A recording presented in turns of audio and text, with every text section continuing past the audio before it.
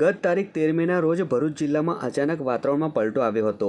આંધી તુફાન સાથે ભારે વરસાદ ખાબકતા સર્વત્ર જળબંબાકારની પરિસ્થિતિનું નિર્માણ થયું હતું।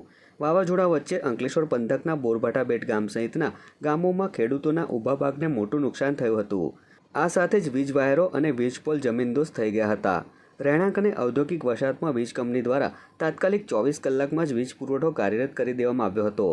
જો કે અંકલેશ્વર તાલુકાના બોરભાઠા બેટ ગામમાં વાવાઝોડા વચ્ચે તૂટી પડેલ વીજ વાયરો અને વીજપોલ ઊભા નહીં કરવામાં આવતા ખેડૂતોએ વારંવાર વીજ કંપનીમાં વીજ પુરવઠો નિયમિત કાર્યરત કરવા માટે રજૂઆત કરી હતી।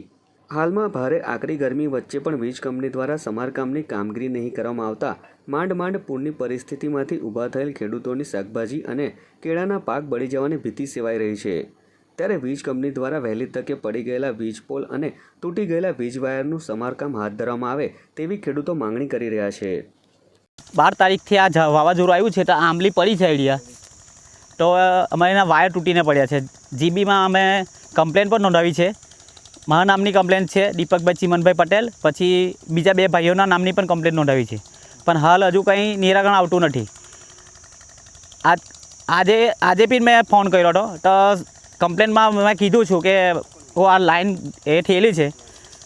મૂકો સાહેબ, મૂકો આ કરવાનું શું સાહેબ મૂકવાનું? તો કે ના હમણાં આવી જશે કે હમણાં હું સવારનો આવ્યો છું સાહેબ, પણ તે કંઈ થયું જ નથી એનું। ના ભાઈ, બીજા સાહેબને ડેપ્યુટી એન્જિનિયરને ફોન કર્યો, એન્જિનિયર સાહેબને બી ફોન કર્યો। હા, હું કમ્પ્લેન હું વાત કરું છું, પણ હજુ કોઈ આવવા રાજી નથી અહીંયા ગાડી। 6 દિવસથી કમ્પ્લેન નોંધાવેલી છે અમે, પણ કોઈ જીબીવાળા અમારું સાંભળતા નથી।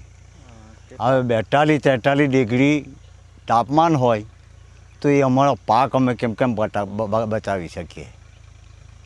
તો સટોળે મારે જીબીના સાહેબને વિનંતી કે જલ્દીમાં જલ્દી અમારી લાઈન રિપેર કરે એવી વિનંતી છે। ને આ બાજુમાં સાહેબ આ ભીંડાનું બિયારણ ચોપેલું છે, 6000 રૂપિયા કિલોનું છે। 7 દિવસથી આ ચોપેલું છે, હવે એને પાણી નથી મળતું।